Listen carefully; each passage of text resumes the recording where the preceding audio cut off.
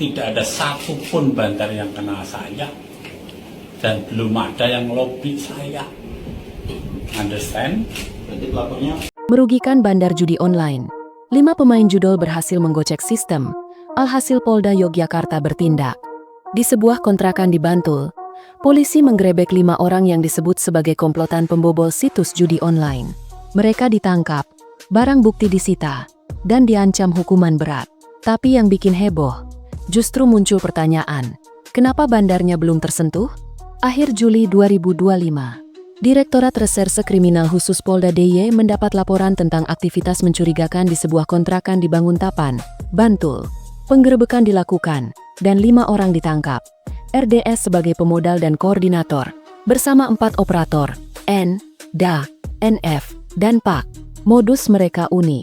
Setiap hari, mereka membuat puluhan akun judi online baru. Mereka memanfaatkan promo situs, seperti bonus deposit dan free spin, untuk meraup keuntungan cepat. Kalau kalah, ya gampang tinggal ganti akun baru, SIM card baru. Hingga 40 akun bisa mereka operasikan setiap hari. Barang bukti, ada komputer, ponsel, ratusan kartu SIM, dokumen, dan bukti transaksi. Kejanggalan langsung terasa. Masalahnya kelompok ini bukan bandar, tapi justru merugikan bandar besar. Yang ditangkap hanya mereka, bandarnya tidak. Publik bertanya-tanya, kalau memang merugikan bandar, mungkinkah bandarnya yang melapor ke polisi? Polda DIY menjawab, pelapor adalah masyarakat. Tapi identitasnya dirahasiakan. Lantas pertanyaan besar, siapa sebenarnya pelapor kasus ini? Apakah benar warga biasa? Jika pelapor kasus ini adalah masyarakat, seperti klaim polisi, kenapa masyarakat tersebut mengetahui detail operasi kelompok ini? Atau justru bandar yang merasa bisnisnya terganggu? Lalu kenapa bandarnya belum ditangkap? Apakah murni karena kendala teknis? Bandar di luar negeri, pakai server asing, identitas palsu, atau ada alasan lain yang belum diungkap?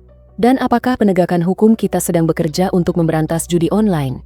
Atau tanpa sadar menjadi alat penyelesaian masalah antar pelaku kriminal? Dari sisi teknis penegakan hukum, polisi menggunakan strategi delik kumulatif, yaitu menerapkan beberapa pasal sekaligus. Tujuannya jelas, memperkuat posisi hukum di persidangan, sehingga jika satu pasal terbantahkan, pasal lain tetap bisa menjerat pelaku. Namun disinilah problem hukumnya muncul. Menurut asas proporsionalitas dalam hukum pidana, hukuman harus sesuai dengan tingkat kesalahan dan peran pelaku. Dalam struktur perjudian, bandar adalah pihak dengan peran dan keuntungan terbesar, sekaligus pihak yang menciptakan ruang terjadinya tindak pidana. Sementara operator atau pemain adalah bagian rantai bawah. Kelima pelaku dijerat pasal 303 KUHP tentang perjudian, serta pasal 45 Undang-Undang Nomor 1 Tahun 2024 tentang perubahan kedua atas UU ITE. Tapi masalahnya di rantai bisnis judi online, posisi mereka hanyalah pemain lapangan atau ikan kecil.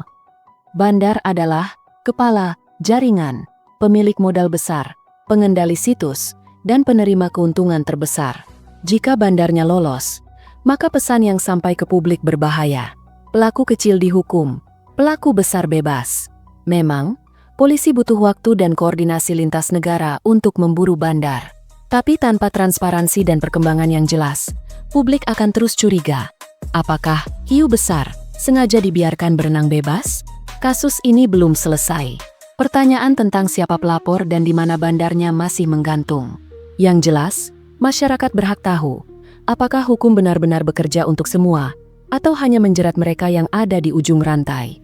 Karena dalam dunia judi online, satu hal yang pasti, jika kepalanya tidak dipotong, tubuhnya akan terus tumbuh kembali. Jadi pertanyaannya, siapa sebenarnya yang memenangkan kasus ini? Penegak hukum, masyarakat, atau justru bandarnya? Ya makanya ini sebenarnya jangan ditangkap. Dia suruh nge-training semua para pemain judi online gitu supaya main gayanya dia. Bandar judi dan akhirnya kan apa? Ya. Akhirnya kan semua bandar sama agen rugi tuh. Ya. Ketika semua agen sama bandar rugi, orang pasti akan mikir, udahlah nggak usah nyari duit di Indonesia. Karena disitulah mereka tahu celahnya nah, begitu iya ya Mas ya. Karena cara-cara formal ternyata nggak bisa dilakukan gitu. Bang, yang cukup menarik adalah tadi Anda katakan ini hal yang lazim begitu ya. Apakah memang semua situs judi online atau servernya tadi menggunakan sistem yang sama seperti ini, memberikan Kemenangan di possibility awal. kemenangan yang lebih besar kepada para pengguna Ya, gini. baru dan segala macam. Itu juga yang akan menggait para Ya. pengguna judi online begitu. Jadi kita harus membedakan apa namanya ketika orang daftar judi online, ada websitenya gitu kan, ada aplikasinya dan lain-lain. Itu hanya pintu masuknya saja. Jadi ketika kita daftar ke kontak customer service-nya dan lain-lain, ada ribuan, ada jutaan website dan yang sekarang itu diblokir oleh Kemdikbud, ada lebih dari 5 juta website diblokir.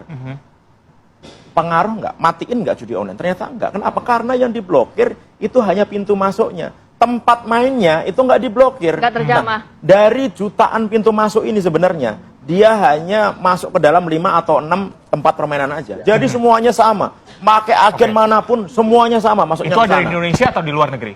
Kalau servernya kita nggak tahu, Oke. ya kan, karena kita menggunakan proxy kan. Iya. Tapi kita nggak peduli dia mau pakai proxy, mau ada di negara manapun. Tapi kita bisa tahu alamat server si bandar judi online itu. Jadi harusnya alamat server itu yang diblokir, bukan landing page-nya, bukan ngeblokir websitenya, tapi ngeblokir hanya 5 atau 6 server ini saja. Tapi ini tidak dilakukan kan, gitu. Baik.